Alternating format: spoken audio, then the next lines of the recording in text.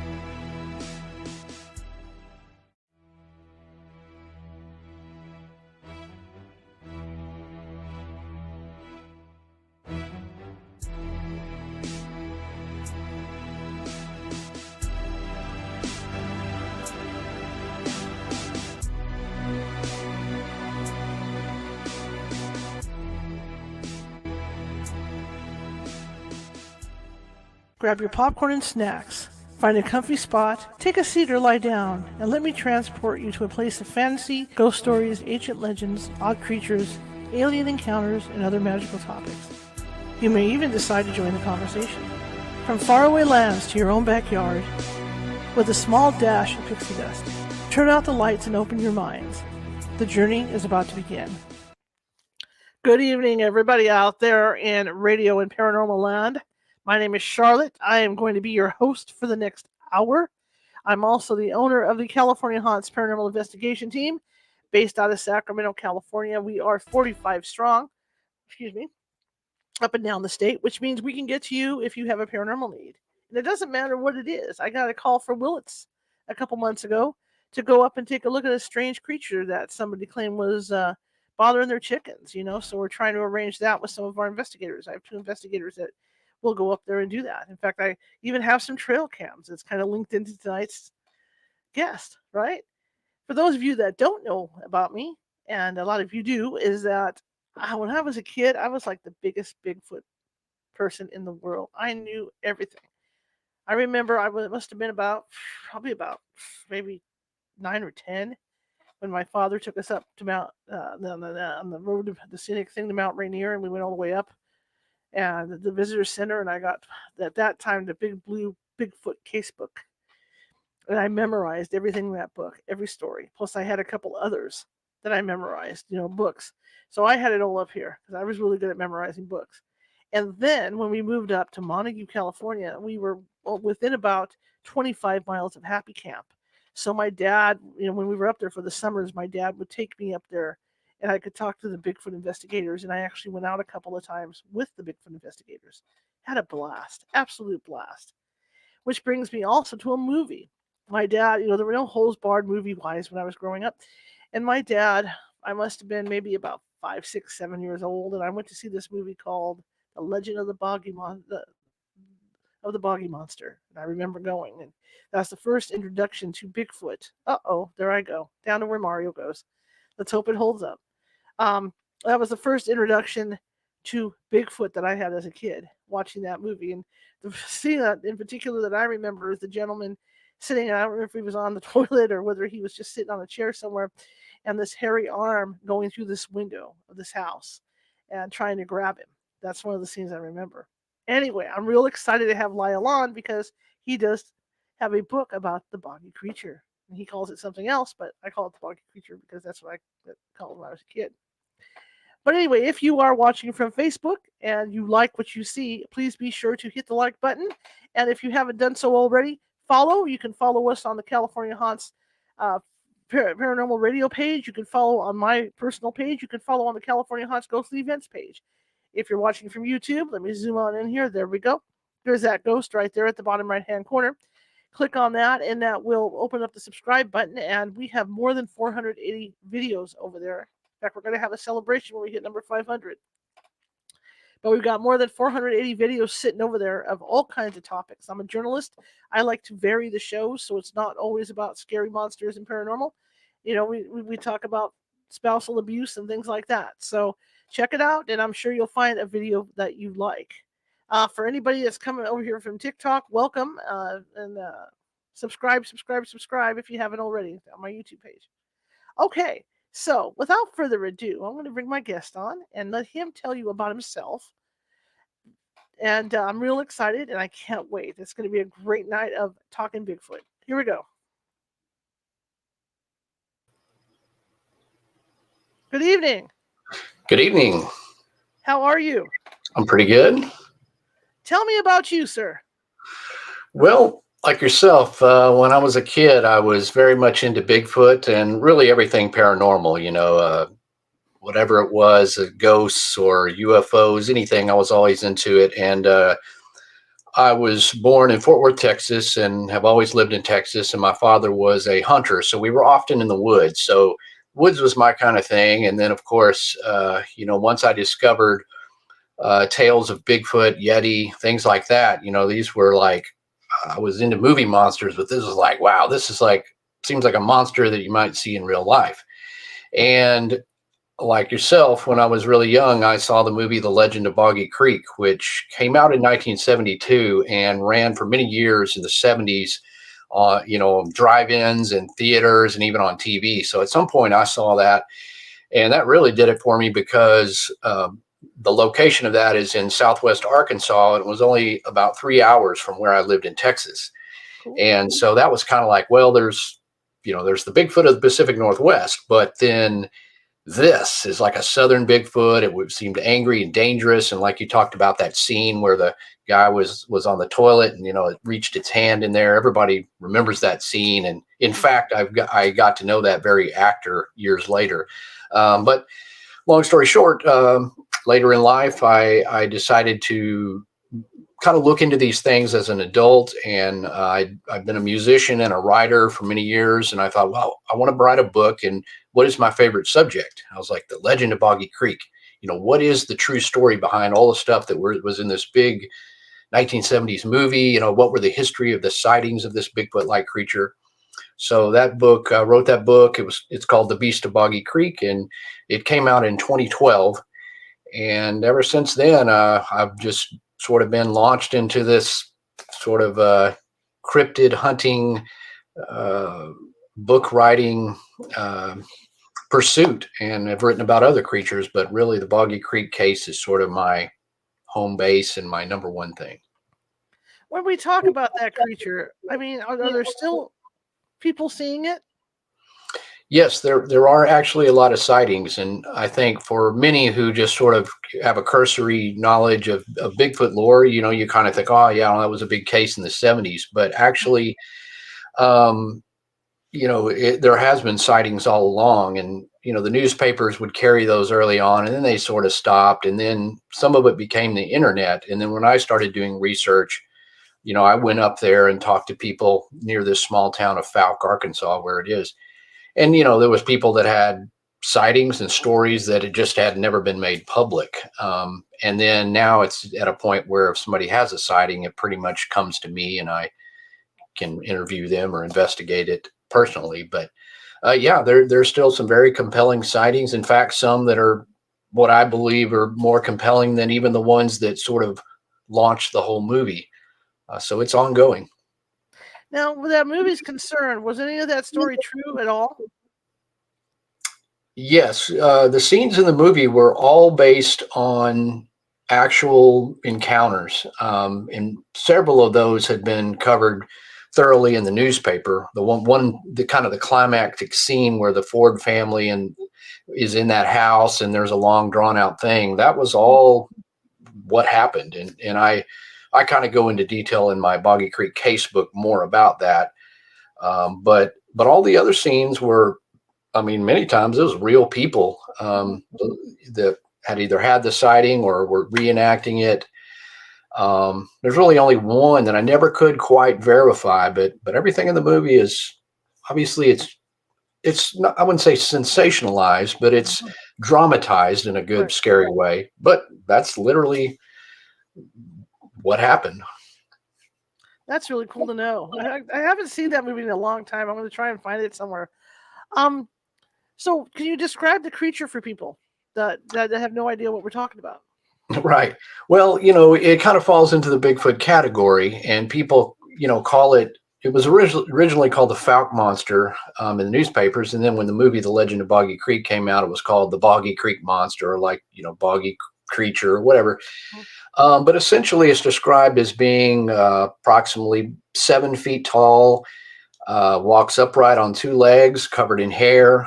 Some people say it has longer hair on the head.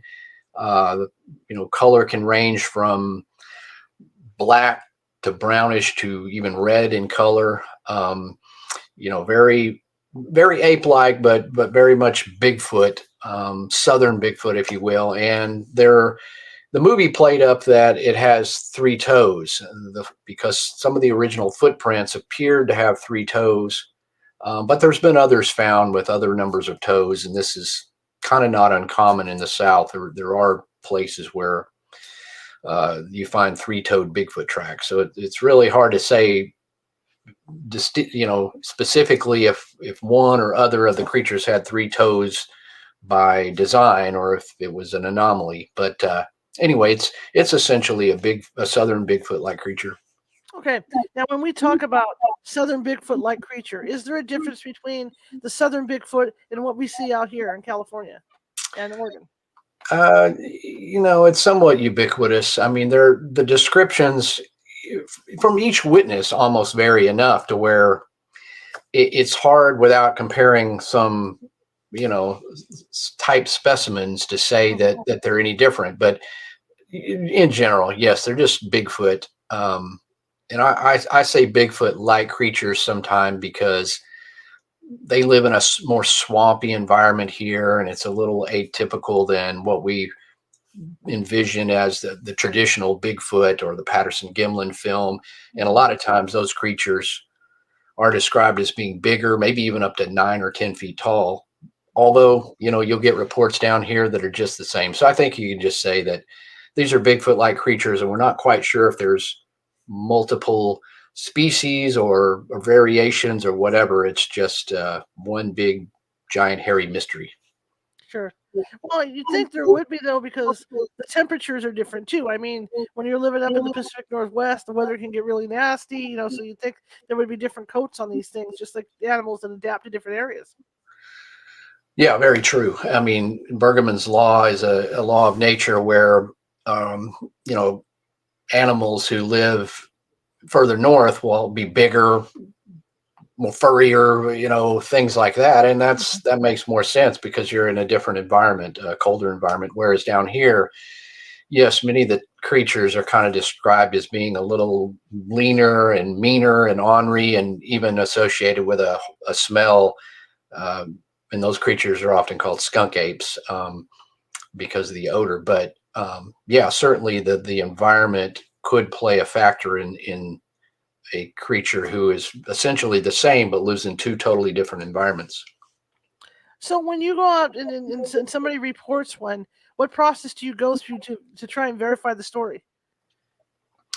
Well, initially, I at least try to talk to the person by phone just to get a sense of that person's credibility and so forth. And if I think that it was a good enough sighting or worth following up, and that the witness is credible, um, especially in a place like this where it's close enough for me to drive there, I will usually arrange, um, a visit in person next time I can get up there, and you know, uh, obviously interview them, talk to them, and then if possible, take me to the location where the sighting was, which really helps to kind of give that perspective on, is this a place where one of these creatures may be found.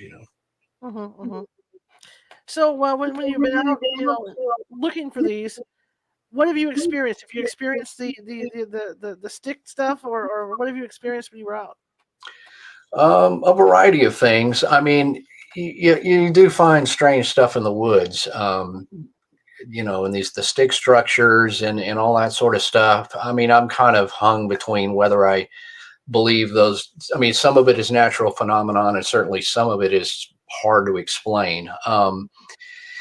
I've heard howls, vocals that, while I did not visually see the creature, the vocalizations came from something that we can't identify. It's not the usual, cougars and foxes and bears and birds and whatever things that would normally live there.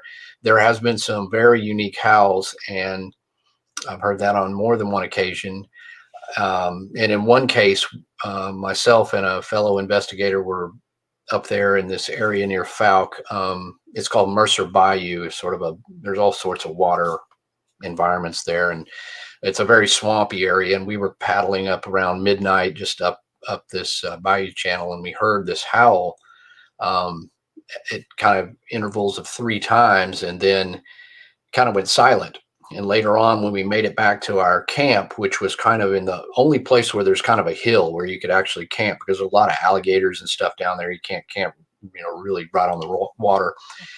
And no sooner had we gotten back there, and you kind of make a noise when you're paddling or moving along, and something which had the same vocals began howling right across where we had just gotten the canoe out. And I just immediately grabbed a flashlight, ran down that hill, and tried to see what it was. But within seconds, that thing had run at least 50 yards and then howled again, and then just took off. So I never quite saw it, but On one other occasion in that very same place, and this was during the afternoon around 3 p.m. Um, back in 2021, Mhm. I saw something that was very reddish in color, moving in the trees. That was not a human. It was not anything I could identify. I want to say, when I say reddish, it was kind of a orangutan color. And that sounds kind of odd. And I'm not 100% sure I saw a creature, but we had just been in the town 20 minutes before that, in which one of the locals had said he saw the creature. And he said, when I saw it, it looked to me like the color of orangutan. And we've heard that a few times. And you just say, yeah, well, that's interesting. Take note.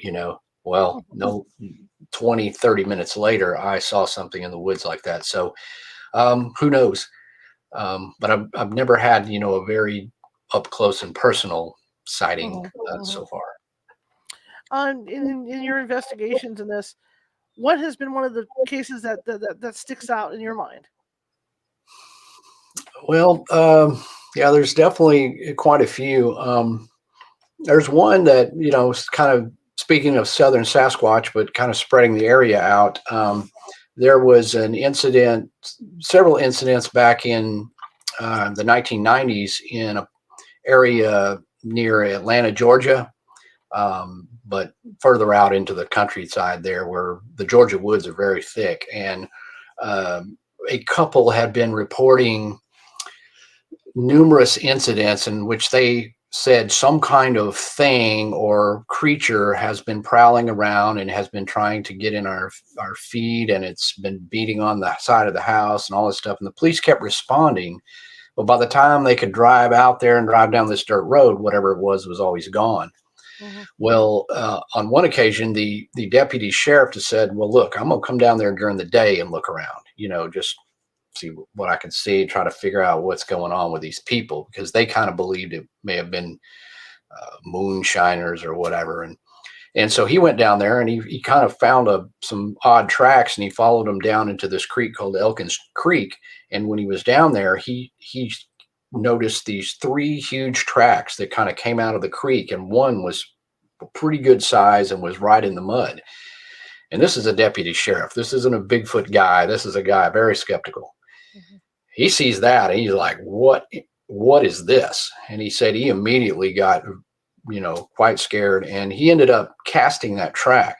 And it's a huge track. It measures almost 18 inches in total length. It looks like the creature slid a little bit, but it's a huge track. And by good fortune, the story, he mentioned it to somebody who knew a Bigfooter, who eventually this story came out. So I was able to talk to this guy, and I've got a copy of the track, and it's been looked at by other Bigfoot, you know, experts, if you will, or enthusiasts. And um, I find the whole thing to be quite credible, because you've got a deputy sheriff, you've got a track. It's not a hoax. I mean, the guy didn't just make this stuff up. Um, and a good example of people saying, well, there's nothing to Bigfoot. I'm like, well, you look at this track and you talk to this policeman and you tell me, I don't think these old people weren't down there in the creek making tracks. So Mhm. those kind of things really stand out as the really sort of give you that concrete evidence that we need for this. When you're out tracking it or looking for it, what equipment do you guys take? What do you do? Well, I'm not a big gadget kind of guy. And in some ways, it's like just to get a visual of one of these would be good. And of course, therefore, you want to have a camera. So that's really first thing. And recording equipment, though many times, there's so much ambient noise in a swampy environment or even the woods. You're never going to get a very clear recording, but it's good to have that.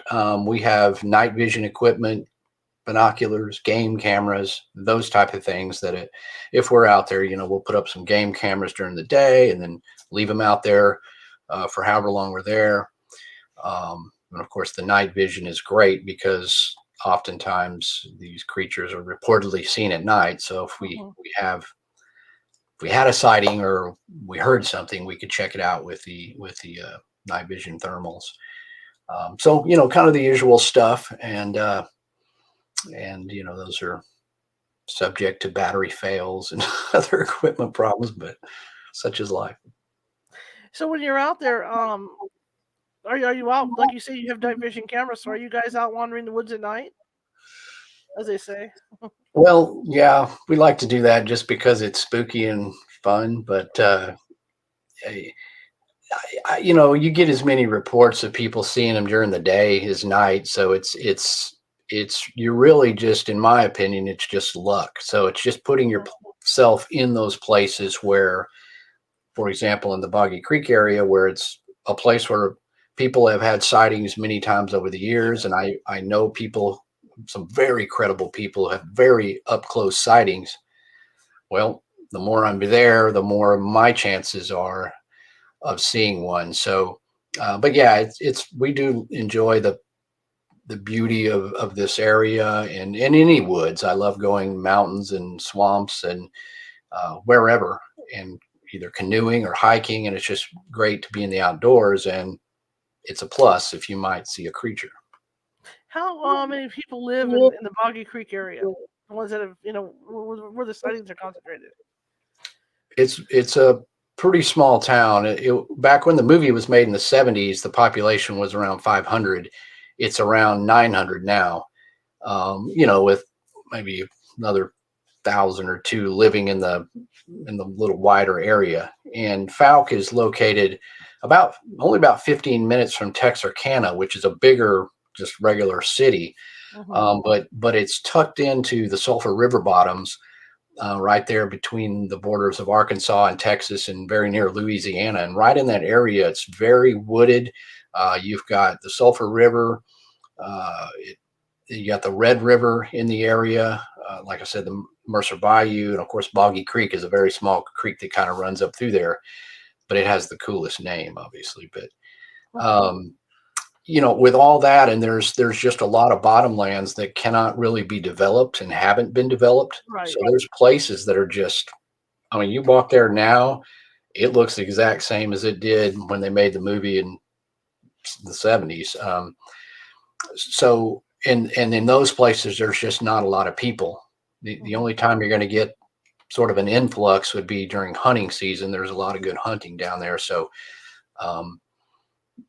hunters, but most of the time you could, there's some aerial photos in my book where you just look and it's like just masses of trees among the Sulphur River. And you're like, wow, anything could be out there, It's perfect for it. So what do you think the attraction of the creature to the townspeople is? Is it just chance encounters with hunters, or is it maybe that because they have livestock or they might have chickens or something like that? Yeah, certainly. There's quite a few sightings by hunters, and that makes a lot of sense because they're in the woods. But just as much, you have people who see it closer to town. Even now, there's a few pretty close sightings that are pretty close to town, because it's just kind of still nestled in a very thick piney wood, hardwood bottomland forestry.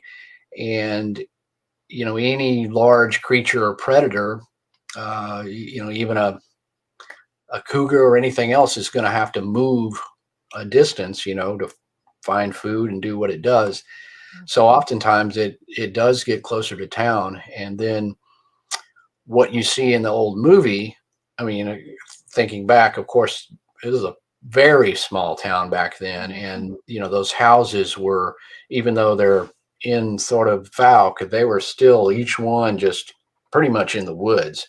And that's when occasionally you would have these cases where they would say that the creature is creeping around their hen house or messing with their dog, or in the case of the Ford family where the thing was actually trying to get in the house, apparently. But again, these houses were kind of literally in the Bigfoot's territory. So right. if it was hungry or just an ornery individual, then it could surely, try to get in your house. Now, talking about that, is that a occurrence that happens a lot, or is it something that's just rare? Pretty rare. There's I've gotten a handful of stories from folks up there that have said that they believe the creature was trying to get in, and then other sporadic places. There was a sort of an incident like that in Oklahoma some years in around 2000 that was kind of a similar thing where they were just being assailed by Bigfoot creatures as they identified them. And throughout, well, really just throughout anywhere in the US, occasionally you'll have those sort of aggressive ones that try to get in the house or whatever, but it's pretty rare. Let's talk about footprints now, because you talked about that earlier, with the police officer.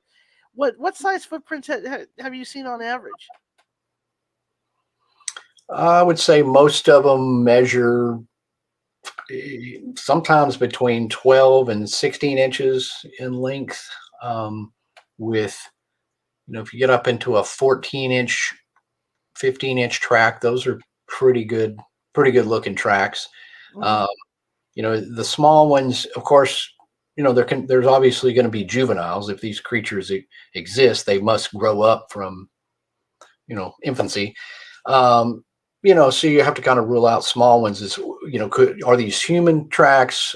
Because I've gotten out on the Sulphur River, we've canoed up there, and you get out some remote place and you're like, there's human tracks, like people with no shoes on. So that does happen. And then you got to just make sure that you can rule those out by erosion or whatever, so it doesn't just end up looking like a Bigfoot track. So the bigger they are, the better, because you can say, well, that's certainly not a human, because of just the sheer size. And but it's like I said, with any of this, it's you don't find too many tracks, especially too many tracks that are very clear. I mean, you can find things that might be a track, or you could interpret it as a track, but finding a very clear, pristine track is super hard. And some of the best area down there, we like to walk along those bottoms, along some of the old roads, because these dirt roads, where once it gets kind of wet, I mean, it is just mud. And so if anything walks by there, it's going to leave a track. It's just too wide for it to jump or whatever. So we walk, and I've seen some tracks that have even come out of the woods. I could see where a deer was running, and then it was followed by these big sort of sliding footprints that looked like the deer had been chased literally right and jumped into the Sulphur River. But when something's running, and when something's running through the mud, the tracks just I was pretty sure it wasn't a human, but they were distorted enough to where you couldn't 100% say they were Bigfoot. Now, when you get a call from somebody, did you generally talk to them on the phone first and then try to sort through the story?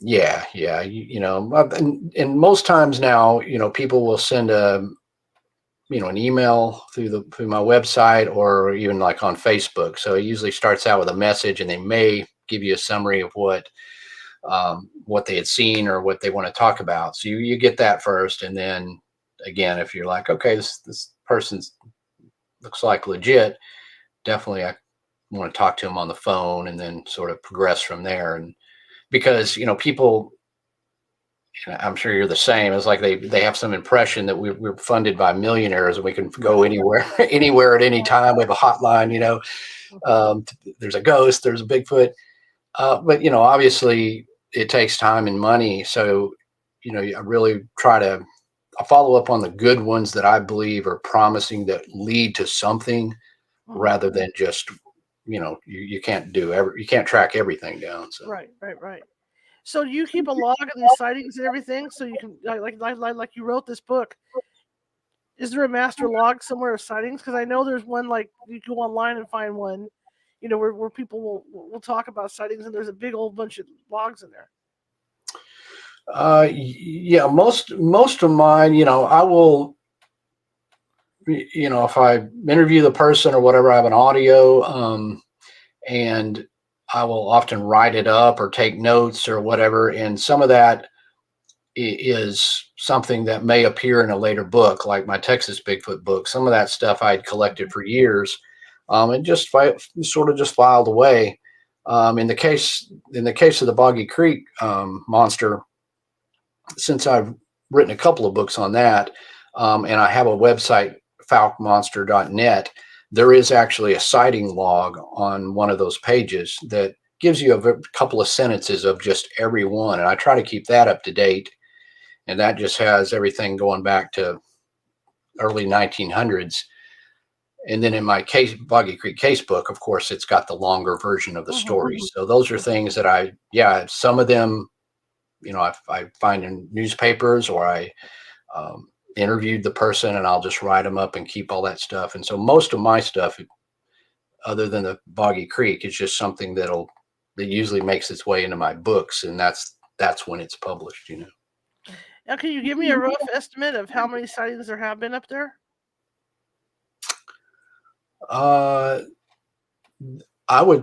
There's hundreds, for sure.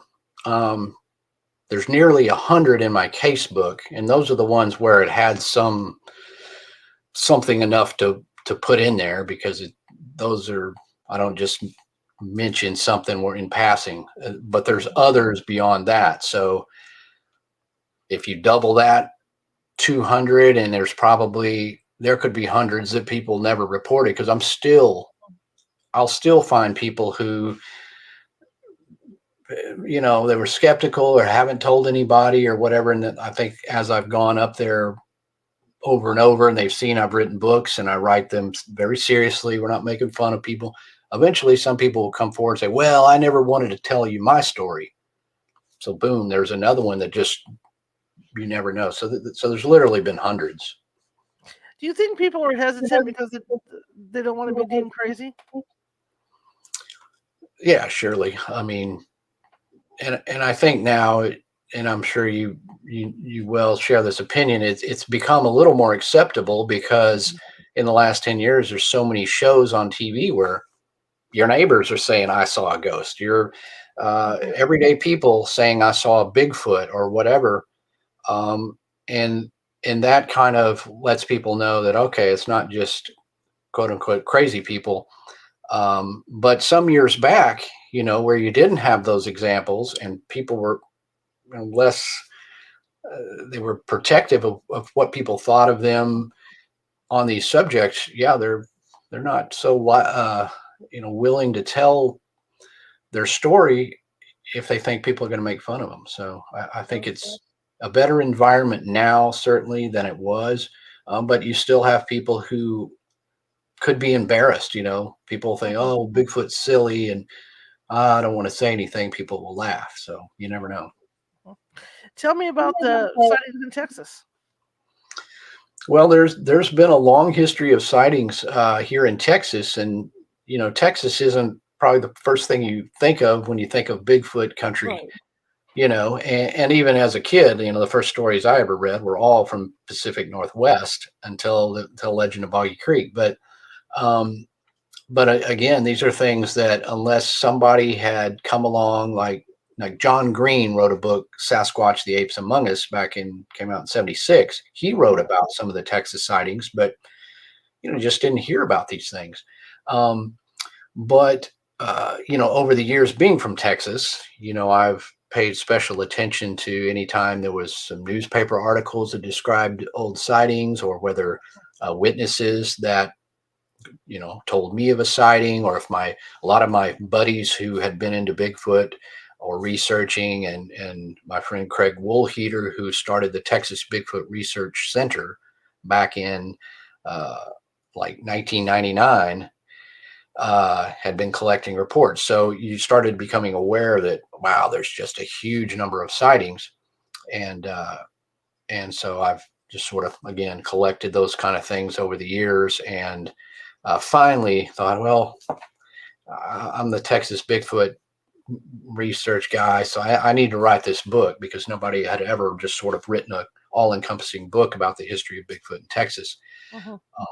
And I should add to that as well, as most people think of Texas like some sort of a ranch, like John Wayne or whatever, a cowboy movie. And certainly we have a lot of area like that in the central and definitely to the western portion of the state. But the whole eastern third of the state is known as the Piney Woods and is a very heavily thicketed pine forest. And it is full of, rivers and creeks and all the necessary ingredients that you would find in any other Bigfoot, countryside. So people would be surprised if you dropped them into that, just dropped them in blindfolded, and they were like, and say, "What state are you in?" They would probably not guess Texas because it's not what usually people think of. But so there's definitely the environment and the habitat that could support these creatures, and certainly so many witnesses, credible witnesses, that have claimed to see them, that there's just got to be something to it. And what's the difference is there a difference in appearance between the one in Texas that they're seeing and the one in, say, Boggy Creek? Not much. They're very similar. You'll get the kind of same variation in reports of hair color. Occasionally people say they saw it running on all fours. Sometimes it's 5 feet tall. Sometimes it's 8 feet tall, just the usual gamut. And certainly that area, like if you look at Boggy Creek, and the same woods basically run down into East Texas. So, even though the creature's seen here, it's called the Boggy Creek monster. And if it's seen in some part of Texas, a Texas Bigfoot, essentially, they could very well be the same creature. And we're the ones, putting them in a box, essentially. And how populated is it up there? Texas is pretty populated, but it's concentrated into the big cities, and then there's huge tracts where there's just wooded areas and national forests. And like any state, they're kind of become broken up and some of it developed, but there's a population that lives in rural environments, and a lot of the time these are the people that would report sightings like this. I would say it's just dispersed like most any state, other than when you get out into the West, you certainly things cluster into cities because it's much drier, and just don't have people living every spot. So there's a lot of open area, and there's even been Bigfoot sightings in some of the western portion of Texas, which are some of the weirdest ones, but there's sightings out there too. Well, now that you've opened up that can of worms, let's talk about some of those. And that was even I was surprised myself at the amount of sightings that had been reported in sort of what the central portion of Texas onto the west. And there were in the central location, there were reports, and even a bunch of newspaper reports going back to the 1950s and 60s and 70s, in some of those small towns where, people report, big hairy Bigfoot looking thing, and, run south, everybody try to shoot it and all that kind of stuff. And then I guess it would just disappear. But out in El Paso, which is the city right in just that jutting point way out there on the western portion of Texas, there's a creature called the Horizon City monster, and Horizon City is kind of a little suburb there. And sightings date back to the 70s, in which numerous witnesses saw this sort of what they called like a Neanderthal looking thing. And I even talked to witnesses myself who had sightings out there more recently. So I like those when they sort of connect. You got these old reports and then something where I can actually find a witness that even has a more modern sighting. And that's a very unlikely place if you were to visit El Paso. Even up in the panhandle, of Texas, there's a few really. I've got one in my Texas Bigfoot book of these 3 motorcycle riders that had a sighting that was investigated by some good friends of mine. really just a bizarre sighting, and two of those guys nearly hit that thing, and it was just ran right into the wide open. There's not much out there. There's not a lot of tree cover, but it was at night, and it is very dark on the sides of the road. I mean, your headlights, and then all of a sudden, this big, hairy Bigfoot runs out in front of your motorcycle. It's quite scary, and then it could just disappear off into the dark because it's Mhm. just wide open distant. So those are kind of odd places to see a Bigfoot, but again, you've got credible witnesses, so you can't just dismiss it. You think it's a case where, I mean, even with Texas, where we're encroaching on their territory, just like it is with any area. Yeah, I mean, I definitely think that could play a factor. I mean, just like any wild creature, as you put in a subdivision or develop some land, all of a sudden, well, where do the bobcats go? Mhm. Where do the coyotes go? All of a sudden, the residents are like, oh, there's bobcats around there. Yeah, because you're living on their land. Same for Bigfoot. I mean, while there could be a much smaller population, the viable population for Bigfoot could be much smaller, granted, but still, I mean, we're moving and driving and putting roads and Home Depots in places, and uh, it's inevitable that you would probably uproot some of these. And I think, as you do that, the more we do that, either you push them to extinction or you push them to become more visible because they don't have anywhere to roam, and they're going to run across the street Mhm. um, in front of you because you're in their land. Well, as you were saying, when you think of when we think of Texas out here in California, we're thinking it's all flatland. Mhm. It's all prairies and all that stuff, but it's not like that, is it? Like you say, like further off, you've got the mountains and stuff out there. But when you think, like you say, the weird sightings of Bigfoot being in these flatter areas, you don't see that all the time. Right. And certainly those are more rare reports, but I was going to dedicate one chapter to literally the whole western half of Texas, but I had to actually break it into two because there were more than I thought. Wow. But that's two chapters, and then all the other chapters are pretty much concentrated into the east. So certainly by far uh, outweighs those other atypical. But certainly, and then you think about it, Texas is going to, as it goes east, it runs into Louisiana, which we know is the Bayou State. So Texas, surprisingly enough, even has swamps. There's a lake called Caddo Lake in the very eastern portion of Texas that also flows over into Louisiana. And Caddo Lake has some of the best sightings I've ever investigated, and some of the best witnesses. In fact, a guy who had seen one in 1969, very credible sighting, um, and something older and kind of pre Bigfoot knowledge around here. Um, but yeah, there's definitely plenty of woods, plenty of waterways, swamps, and other places where the creatures could, survive and thrive. Can you share that sighting with us? Yeah, this is one of those that just kind of by luck you come across.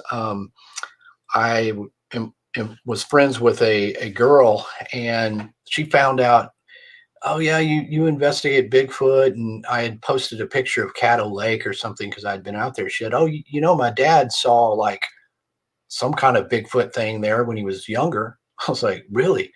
So she put me in touch with her dad, and I'd known this girl for a while, and great person. And then I talked to her dad, and he had a very compelling story, one enough to where I went out there.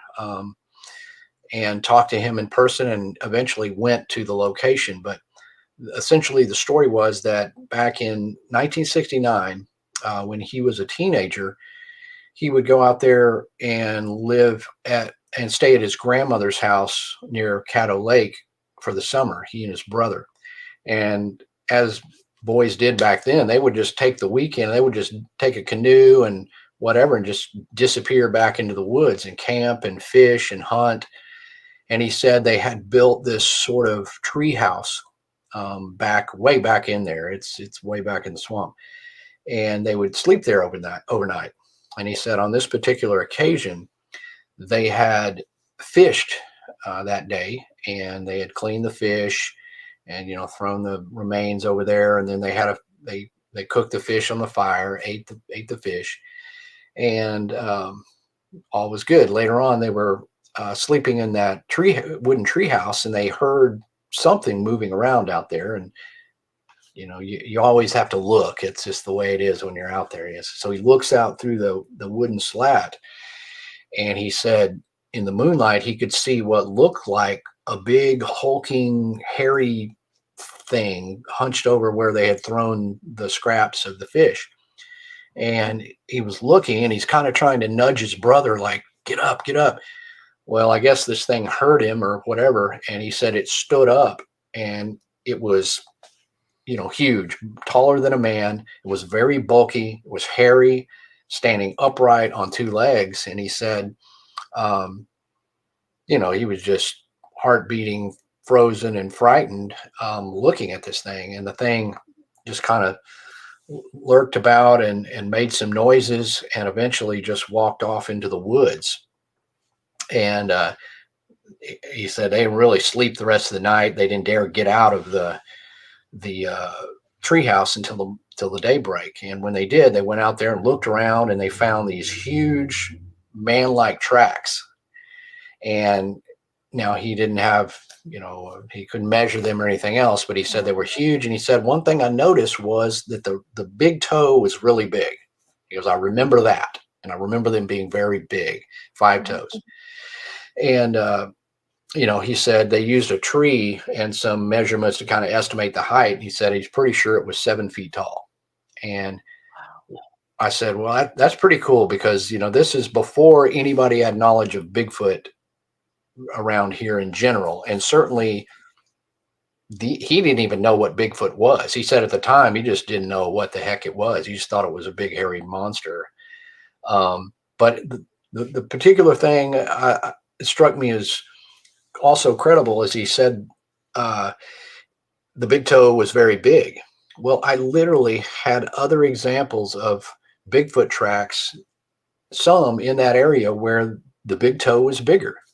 So I thought, well, if somebody's making something up, they wouldn't throw in this detail that sort of matched some of the others that kind of corroborated what he was saying. And again, I got to know him. I know his family. I still know him, and feel like he's 100% credible witness. So those are the stories where you're like, okay, yeah, this guy saw something out there on Cattle Lake at a time period when certainly there was less development and less people.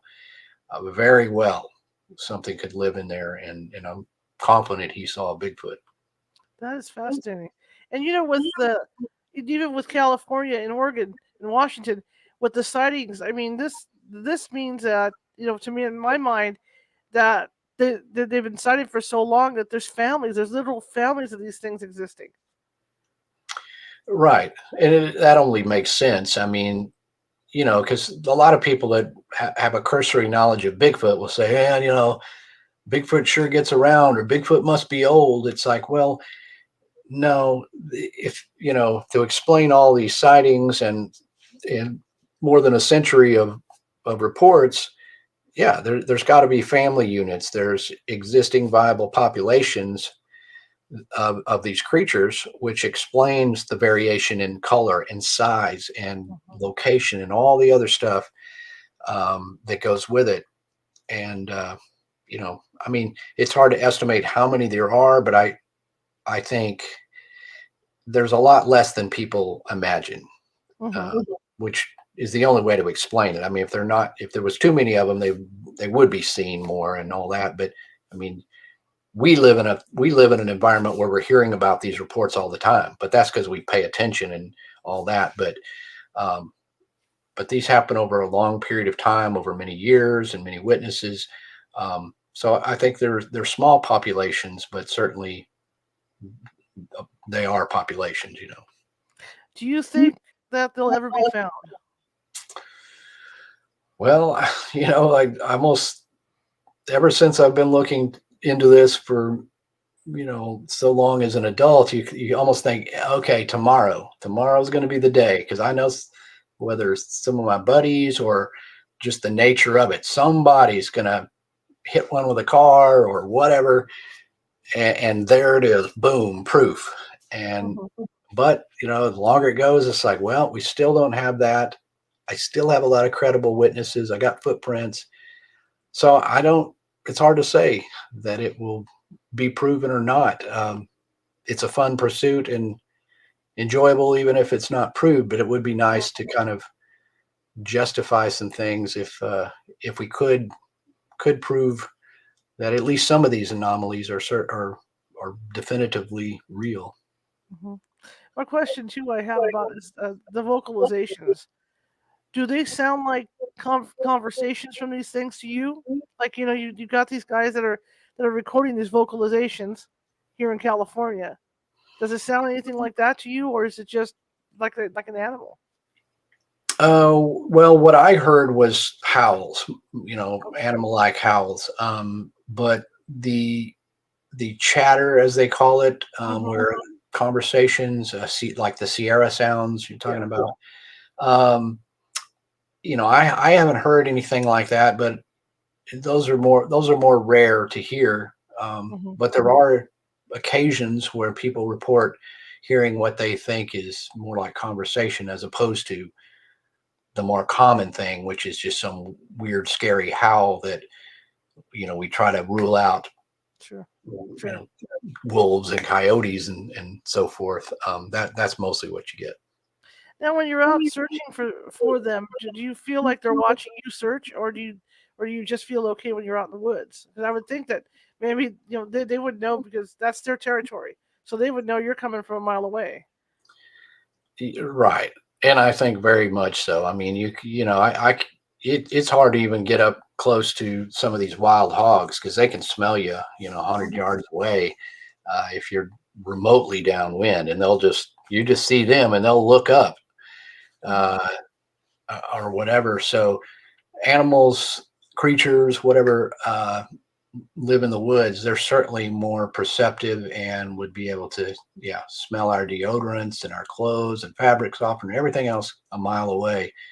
Which goes back to kind of like it is kind of luck because we're not going to outsmart them, Mhm. I don't think.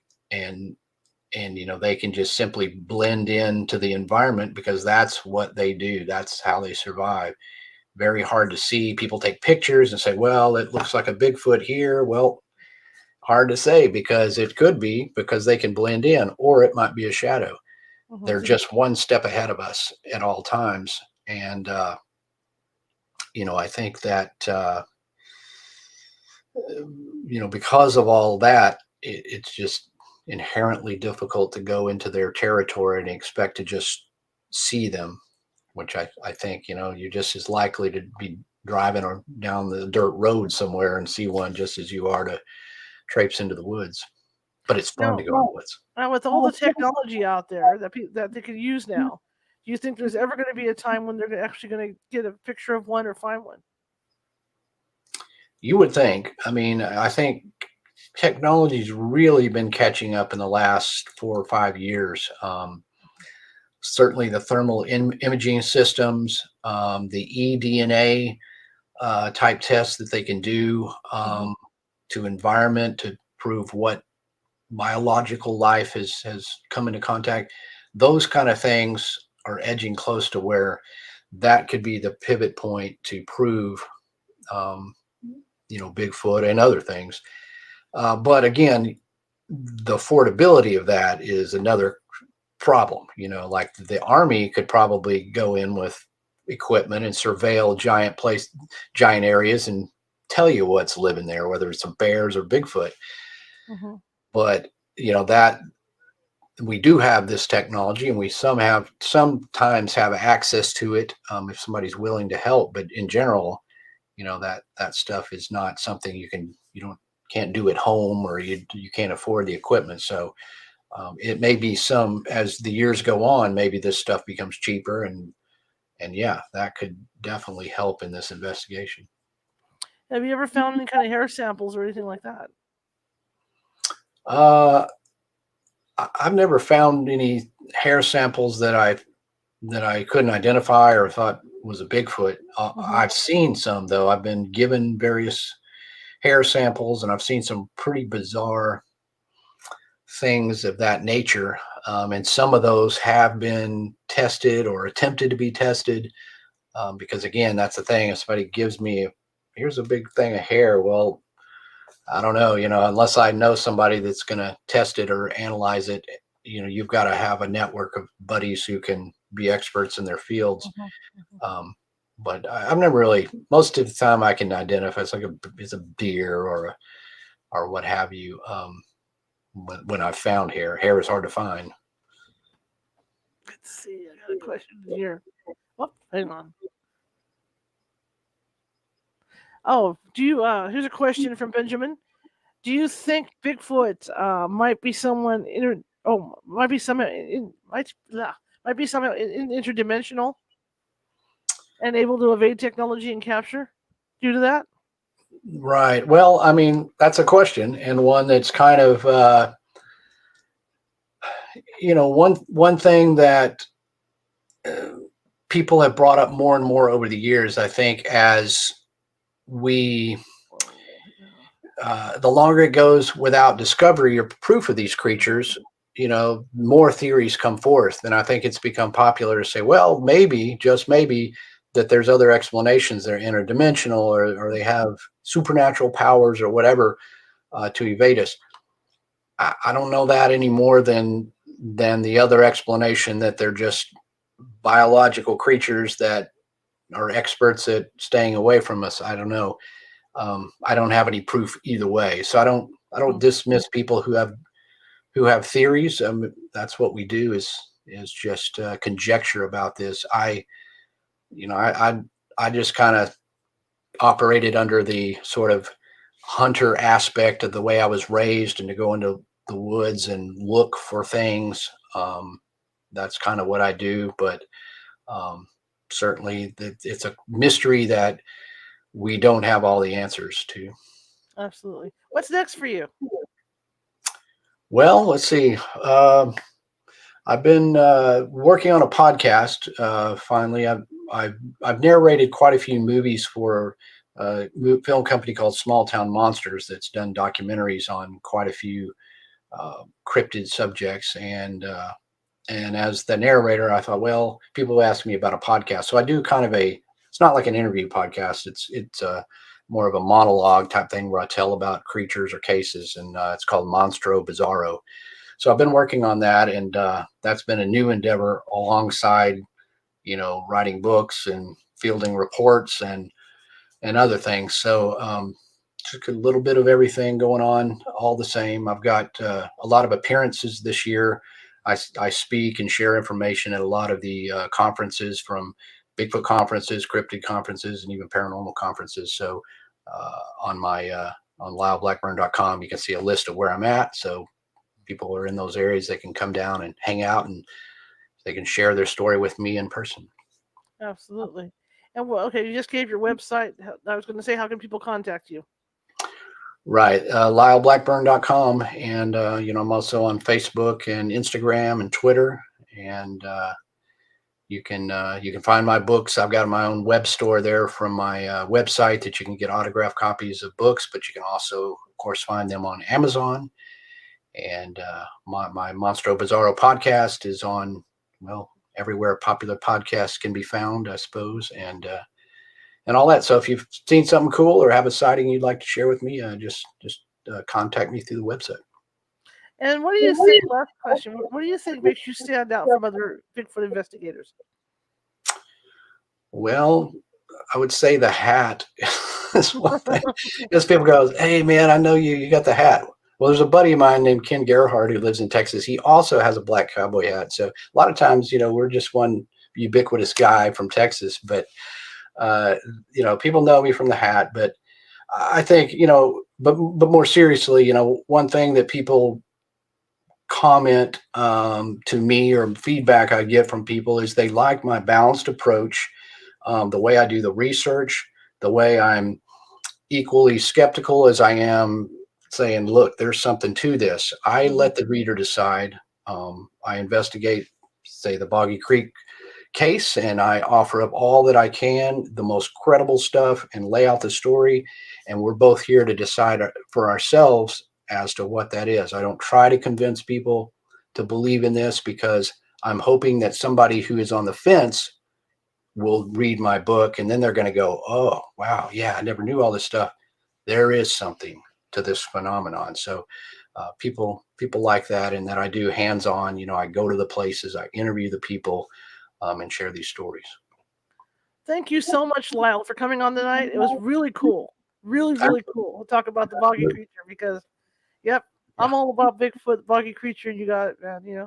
I would love to get you on later on, with another time to talk with you some more about this. It was just wonderful. Thank you. Absolutely. Thanks for having me. All right. You have a good evening, sir. All right. All right. Bye-bye. Okay. That was pretty awesome. I mean, I learned a lot about that Boggy creature. And like I said, I was really into it as a kid. I'm still into that stuff. Okay, tomorrow we're shifting gears a little bit. Our old friend Jared Murphy is going to be with us to talk about his not aliens theory, where he thinks that ancient man built the pyramids and places like that. And but that's remember this, that it's going to be at 5 p.m. Pacific tomorrow is when we're going to be on. We're going on an hour and a half earlier with Jared. But yeah, we're going to be talking with our old friend Jared Murphy, catching up with him. And he even made a rafting trip up to Arizona and the Grand Canyon to check out those caves where allegedly they had found the bones of the giants. So he might have an update about that as well. So we'll be seeing him tomorrow at 5 p.m. Pacific. Anyway, if you like the show, share it with 5 people. If you hated the show, share it with 5 of your enemies. We are equal opportunity here at California Haunts Radio. And yes, Jerry, both websites are down right now for maintenance. We're doing a lot of updates and a lot of changes on them. So they're going to be coming back up very, very soon. So the best way to find us really is either on Facebook or Instagram. And I am Ghosty Gal, all lowercase on Instagram.